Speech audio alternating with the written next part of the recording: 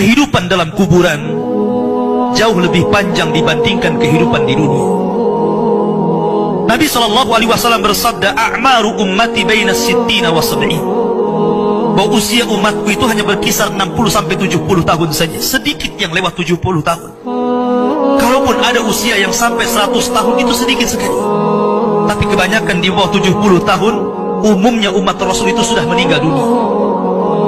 Tetapi ketika orang masuk ke dalam kuburan, usia dia di kuburan sampai kiamat ditegakkan itu panjang sekali. Anda bisa bayangkan, orang yang meninggal sejak zaman Nabi Adam sampai hari ini kiamat tidak dibangkit-bangkitkan, menunjukkan bahwa kehidupan kuburan jauh lebih panjang dibandingkan kehidupan dunia. Dari sinilah maka wajar seorang mukmin harus takut dengan kehidupan kuburan.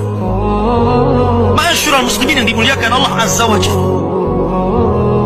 Tetapi para ulama mengatakan, apakah orang yang mendapatkan adab kubur itu munqati atau mustamir, terus menerus ataukah terputus?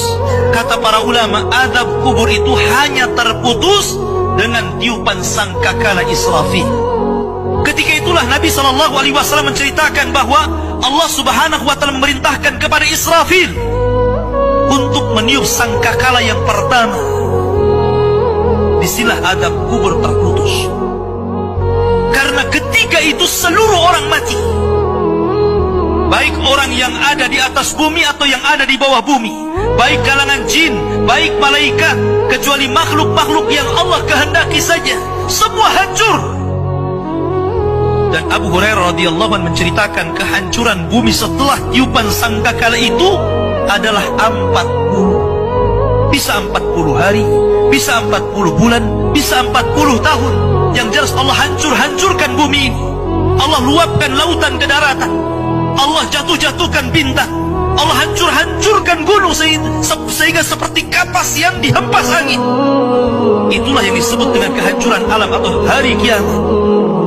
Baru setelah kemudian bumi tidak bulat lagi, tapi bumi terhampar. Allah ganti bumi yang kita pijak dengan bumi yang baru. Itulah yang disebut dengan padang mahsyar. Maka disitulah Allah Subhanahu wa Ta'ala memerintahkan Israfil untuk meniup sangkakala kebangkitan. Yang kedua kalinya Israfil pun kemudian meniup sangkakala. Maka dari situlah manusia keluar dari perut bumi. Wa akhrajatil ardu asqalaha. Allah keluarkan beban-beban beratnya. Disitulah orang-orang yang beriman, ketika mereka muncul dari kuburan, maka mereka akan berkumpul dengan keluarganya.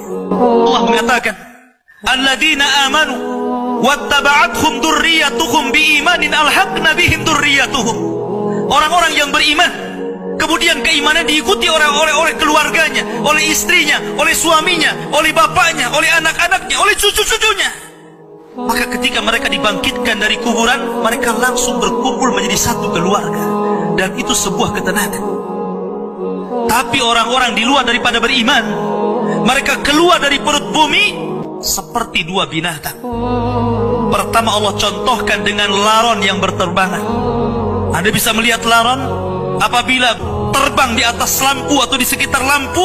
Lihat bagaimana cara terbangnya. Mereka akan saling tubruk dengan kawan-kawannya. Karena pada hari itu anak lari dari orang tuanya, suami lari dari istrinya, orang tua lari dari anaknya. Terkadang mereka bertubruk satu dengan yang lainnya.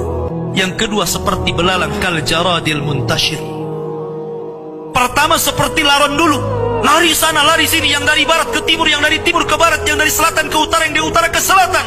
Mereka kacau sehingga mereka mengatakan, ya wailana man ba'atsana min marqadina. Celaka, siapa yang membangunkan aku dari tidurku? Tapi orang-orang yang beriman hanya mengatakan, hadza ma wa'adar rahman wa sadaqal mursalin. Inilah janji Allah kepada kalian dan benarlah ucapan para rasul. Baru setelah itu dari padang mahsyar berteriak seorang yang Allah suruh untuk berteriak. Mulailah kemudian mereka teratur. Maka mereka akan berjalan ke satu titik. Disitulah yang disebut dengan padang mahsyar. Mereka akan tinggal selama 50 tahun telanjang, kembali tidak dikhitan, tidak pakai sandal, matahari dekatkan 1 mil, keringat bercucuran, tidak ada makan. tidak ada minum. Mereka berdiri 50 tahun. Sehingga akhirnya orang-orang saleh mereka berkumpul, datang kepada Adam minta syafaat. Adam memberikan udzur, tidak sanggup memberikan syafaat. Kata Adam, datanglah kalian kepada Nuh, karena dia Rasul pertama dalam Islam, Rasul pertama setelah Adam. Maka mereka pun kemudian datang kepada Nuh. Nuh pun memberikan udzur, datanglah kalian kepada Ibrahim, karena dia Khalilur Rahman. Maka mereka datang kepada Ibrahim. Kata Ibrahim, aku tidak sanggup berikan syafaat, datanglah kalian kepada Musa, karena dia Kalimur Rahman. Ketika mereka datang kepada Musa, kata Musa, datanglah kepada Isa.